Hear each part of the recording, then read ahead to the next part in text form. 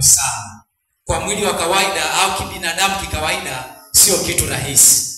Bwana Yesu asifiwe sana. Ni ushindi mkubwa sana huu. Lakini ni ushindi, ni juu ya ushindi katika ushindi. Kanisa wa Mungu. Haleluya kanisa wa Mungu.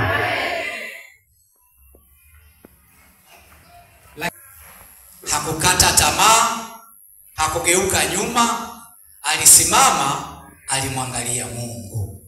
Bwana Yesu asifiwe sana. Siku moja nilikuwa nafuatilia kisa fulani. Nakumbuka mimi kipindi tunasoma mnapokuwa high school, kuna wengine wanasoma history 2, wengine wanasoma history 3. Sisi tulisoma history 3. Mnasoma wale very important people. Mnasoma wale critical thinkers.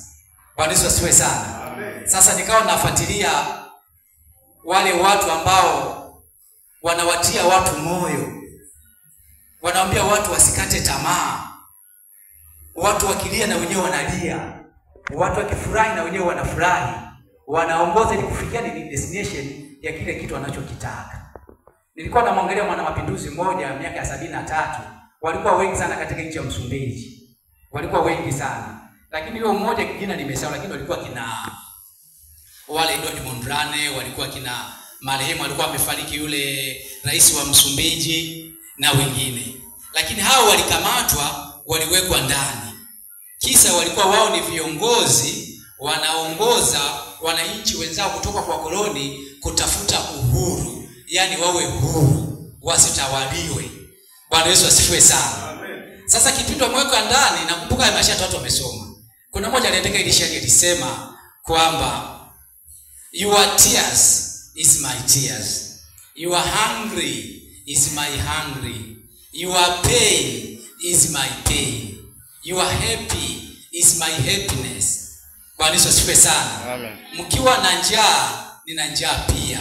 Mkifurahi tunafurahi wote. Mkitoka machozi tunatoka wote, lakini msikate tamaa mpaka tufikie ushindi. Bwana Yesu asifiwe sana. Haleluya kanisa la Mungu. Nikawa tena na mwangalia mwingine anaitwa Winston Churchill. Alikuwa ni waziri mkuu wa Uingereza. Alihutubia mambo machache, alienda kuwatia moyo vijana. Akawaambia aliongea mara 8 tu, msikate tamaa. Alisema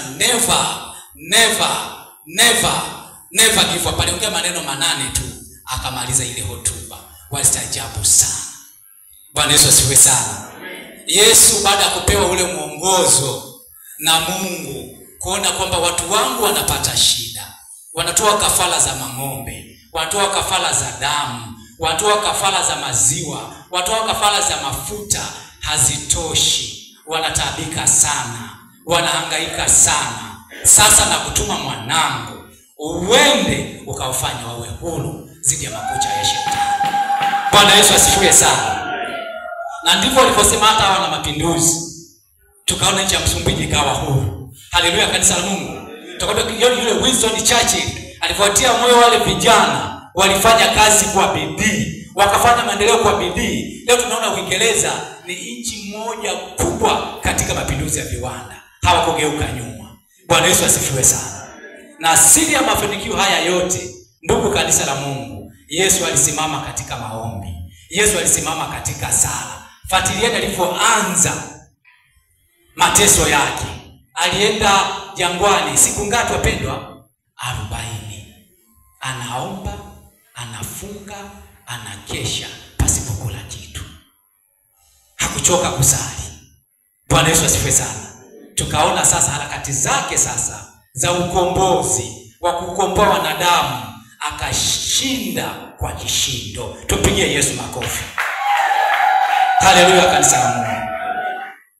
Wapendwa wateule wa Mungu, kuteswa kwa Bwana wetu Yesu Kristo, kusulubiwa kwa Bwana wetu Yesu Kristo msalabani, kifo cha Bwana Yesu pale msalabani, na kufufuliwa kwa Bwana Yesu kutoka katika wafu ni ahadi ya Mungu kama alivyosema. Bwana Yesu asifiwe sana. Hii ilikuwa ni ahadi ya Mungu. Alisema baada ya siku 3 tutafanyaje jamani? Nitafufuka. Wala hakukata tamaa. Haleluya kanisa la Mungu. Wapendwa kanisa la Mungu, Yesu Kristo ni kielelezo katika ushindi wa namna yoyote ile.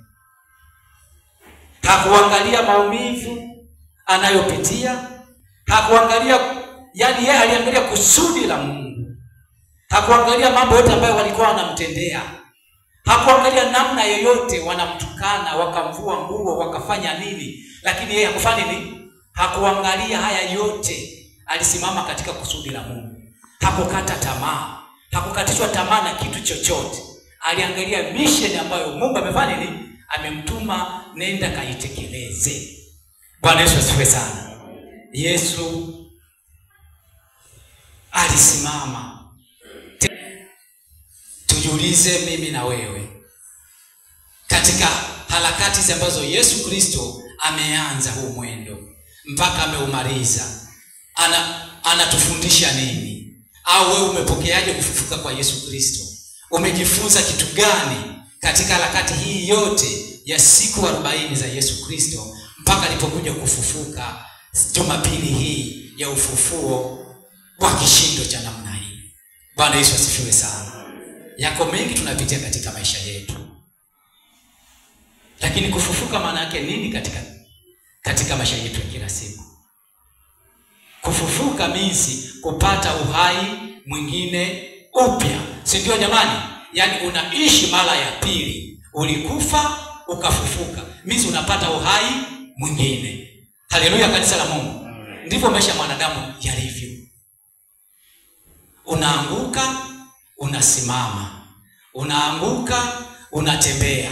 Unakutana na magumu haya, unasimama, unaendelea mpaka unafika hali ambayo sasa Mungu alinitumania hapa duniani, nimefanya, nimetekeleza, yatosha. Bwana Yesu asifiwe sana. Vijana tufufuke katika kufanya kazi. Bwana Yesu asifiwe sana. Ndio minsi ya kufufuka. Yaani sasa kama ulikuwa katika hali ya uvivu, Kristo amefufuka, ameushinda msalaba. Ameshinda yale magumu. Ameshinda katika hali ya usingizi ambao umelala. Amefufuka katika wafu. Kutokufanya kazi ni dhambi, sio? Fufuka, fanya kazi kwa bidii. Beba msalaba wa kufanya kazi ili aonekane matunda ya afya na nguvu ambayo Mungu amekupa. Bwana Yesu asifiwe sana. Wakina mama wenzangu, beba msalaba, fufuka katika kuibeba na kuitunza familia. Bwana Yesu asifiwe sana. Tukiitunza familia vizuri, kama ulikuwa unalegea, ile ilikuwa ni kufa. Sasa kama unaitunza vizuri familia, ikiwa hai, ikiwa yenye afya, ikiwa yenye uweza, kule ndo kufufuka kwa familia. Bwana Yesu asifiwe sana. Tutaliona kanisa la Mungu linakuwa hai, linasonga mbele. Bwana Yesu asifiwe sana. Kama ndoa ililegea, sasa tumefufuka pamoja na Kristo. Sio wapendwa? Wako wa baba wagumu kutunza familia. Wako wa baba wagumu kuwaheshimu wake zao. Wako wa mama wagumu kutunza familia. Wako wa mama wagumu kutunza ndoa zao. Bwana Yesu asifiwe sana. Tufufuke na Kristo katika kuzibeba ndoa zetu. Bwana Yesu asifiwe sana. Yesu Kristo ni kichwa, amefufuka. Na sisi kanisa sasa ni bibi harusi. Sasa anatutuma tufufuke katika ndoa zetu. Tuzilee vema, tuzitunze vema, tuheshimiane vema. Tutakuta familia inachipuka, inakuwa na afya njema, inakuwa na nguvu, inakuwa na tabia nzuri. Huko ndo tunakuita ni kufufuka. Yaani Kristo amefufuka, ameleta uhai mpya. Ukiona familia ina furaha, zile ni nguvu za ibilisi. Bwana Yesu asifiwe sana. Ukiona wewe ufanye kazi kwa bidii, hizo ni nguvu za ibilisi zimekukamata. Bwana Yesu asifiwe sana. Haleluya kanisa la Mungu. Amefufuka katika magonjwa, hayapo tena. Bwana Yesu asifiwe sana.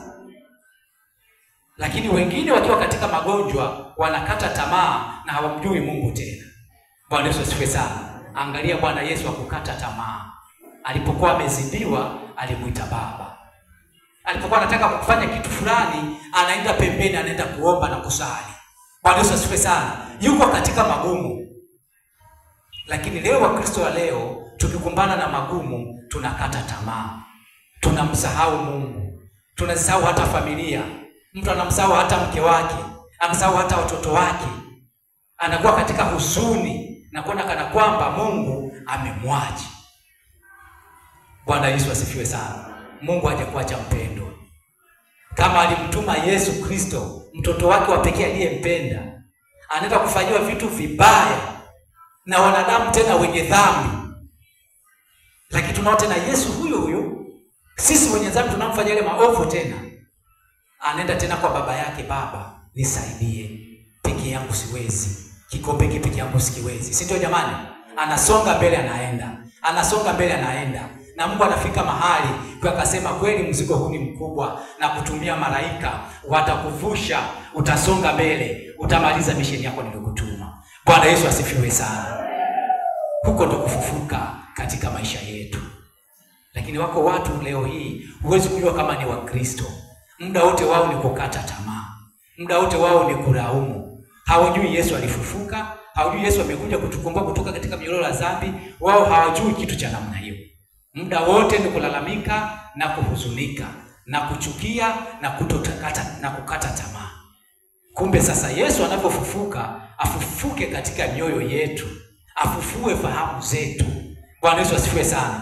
Tusilale tu. Wakristo tufike mahali tuamke. Bwana Yesu asifiwe sana. Yako mambo mengi yameturudisha nyuma katika kufanikiwa, hasa kukata tamaa. Bwana Yesu asifiwe sana. Watu wanasema no sweet without pain, si ndio? No sweet without sweat. Hakuna kitamu bila kuvuja jasho. Bwana Yesu asifiwe sana. Ushindi wa Yesu Kristo ulikuwa na kuvuja jasho. Fuatilieni wenyewe. Wanamtoboa ubavu wake, yanatoka maji, inatoka damu, lakini bado anasema Bwana uwasamehe kwa kuwa hawajui walitendalo. Bwana Yesu asifiwe sana.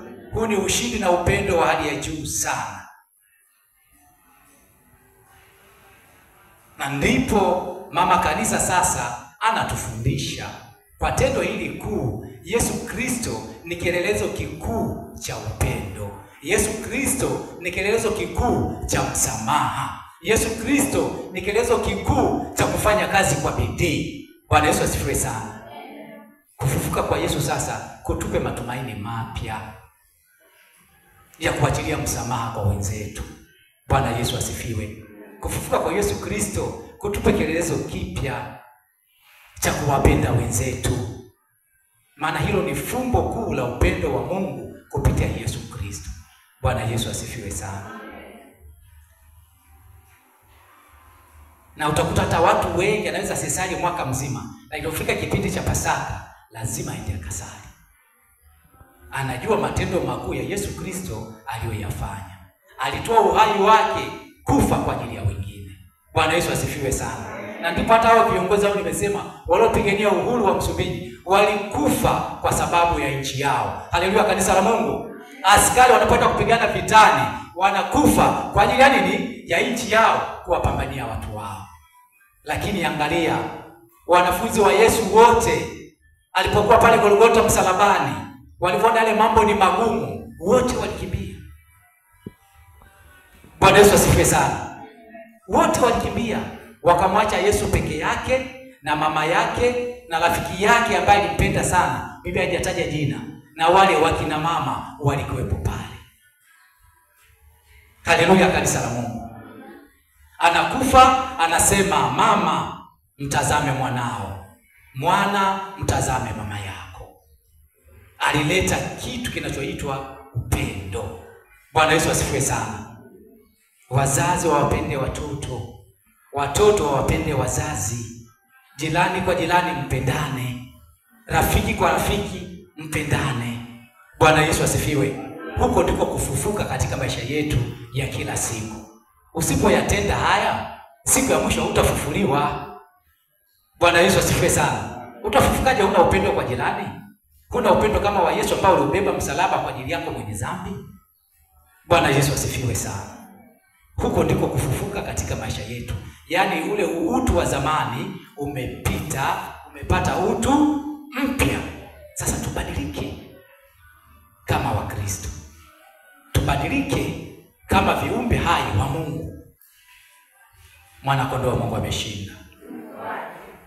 Ndugu zangu, kanisa la Mungu, ushindi wa Yesu Kristo ni silaha yake kubwa, ambayo silaha hii ilimletea ukombozi huu wa dunia. Haikuwa kitu kingine. Na mimi napenda kuwasisitiza tudumu sana katika sala, tudumu sana katika maombi.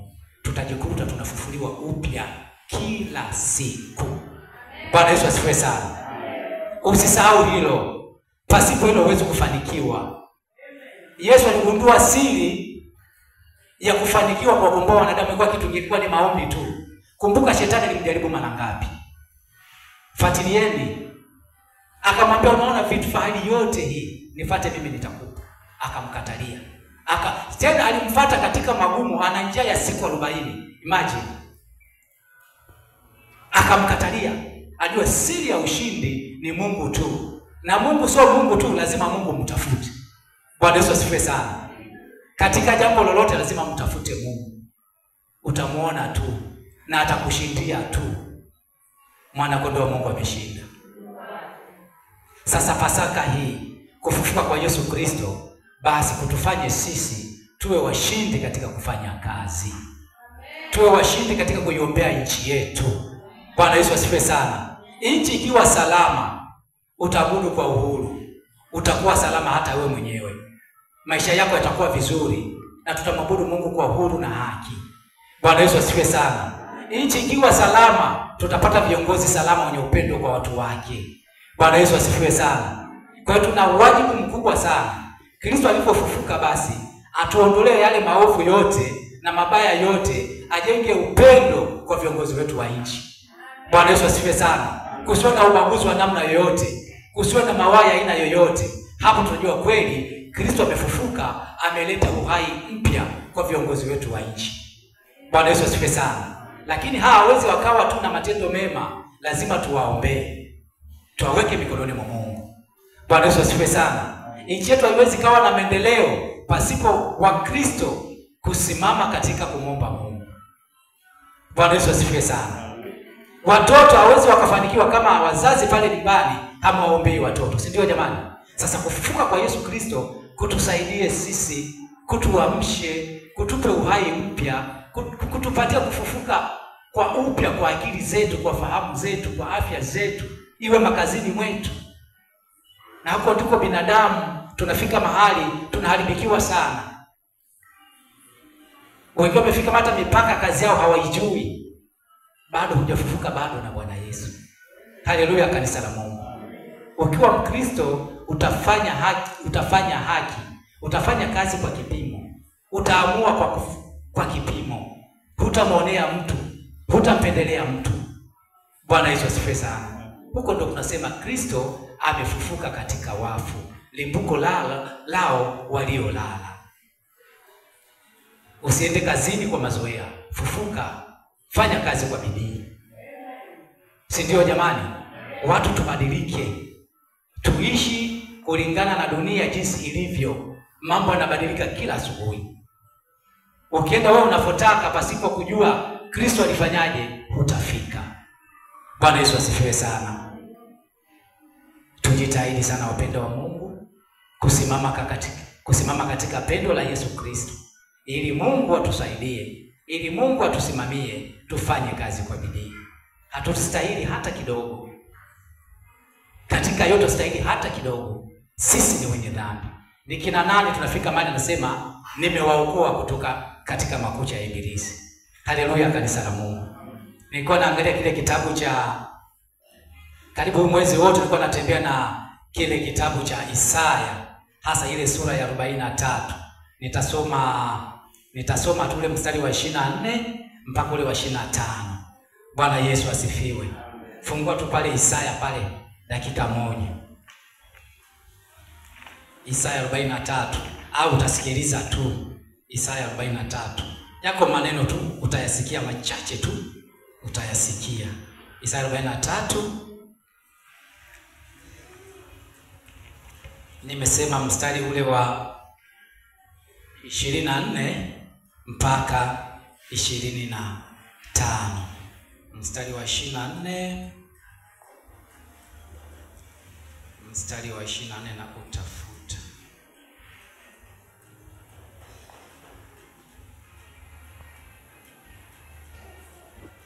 Anasema hivi, hukuninunulia manukato kwa fedha, wala hunishibisha kwa mafuta ya sadaka zako, bali umenitumikisha kwa dhambi zako, umenichosha kwa maovu yako. Mimi ndimi niyafutaye makosa yako kwa ajili yangu mwenyewe, wala sitazikumbuka dhambi zako. Bwana Yesu asifiwe sana. So unaona mambo haya, tumemchosha Mungu katika mengi, hatukumkumbuka Mungu hata kwa sadaka. Mpaka mimi nasema mmenichosha kwa mambo yenu, lakini sitazikumbuka dhambi zenu. Kwa sababu gani? Yesu alishasema yamekwisha, Baba uwasamehe. Na yote yalikwisha pale msalabani. Haleluya, kanisa la Mungu. Usiudharau msalaba. Heshimu sana msalaba. Bwana Yesu asifiwe sana. Haleluya, kanisa la Mungu. Heshimu sana msalaba. Ukiuona nunua, kaa nao. Lete mchungaji ubariki, tembea nao. Heshimu sana msalaba. Bwana Yesu asifiwe. Wako watu mnadharau msalaba. Msalaba ndio unatutoa sisi katika mauti. Msalaba ndio unatufanya sisi tuwe nini? Tuwe huru. Msalaba ndio unaookoa watu. Bwana Yesu asifiwe sana. Msione kwenye magari watu wametundika msalaba. Msione katika majumba watu wameweka msalaba. Msione katika makanisa tumeweka msalaba. Yule ni Yesu Kristo. Bwana Yesu asifiwe sana. Wokovu umetokea msalabani. Hakuna sehemu nyingine. Ukisafiri Yesu atakulinda. Msalaba utakulinda tu. Ukitafuta kazi, msalaba utakupa tu. Chochote mtafute Bwana Yesu. Bwana Yesu asifiwe sana. Haleluya, kanisa la Mungu.